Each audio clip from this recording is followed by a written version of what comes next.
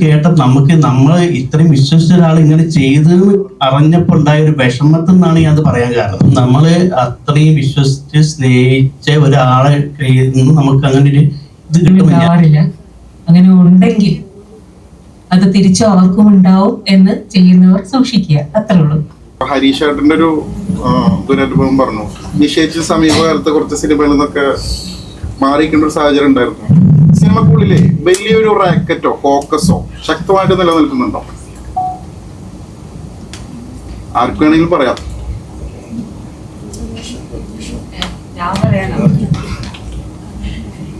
സിനിമയിൽ അങ്ങനെ ഉണ്ടോ ഇല്ലയോ എന്ന് എനിക്കറിയില്ല.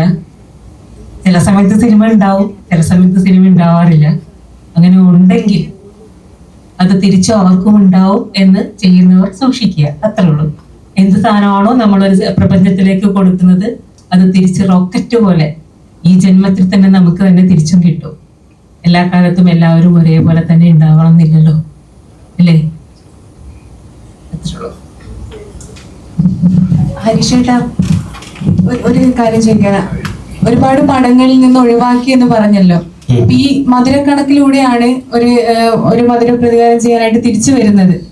ഒരുപാട് പടങ്ങളിൽ നിന്ന് ഒഴിവാക്കിയെന്നുള്ള എനിക്കറിയില്ല. ഞാൻ ഒരൊറ്റ സംഭവം കേട്ടുള്ളൂ. അതാണ് ഞാൻ പറഞ്ഞത്. പിന്നെ അല്ലാതെ കുറെ കാര്യങ്ങള് പിന്നെ ഇപ്പൊ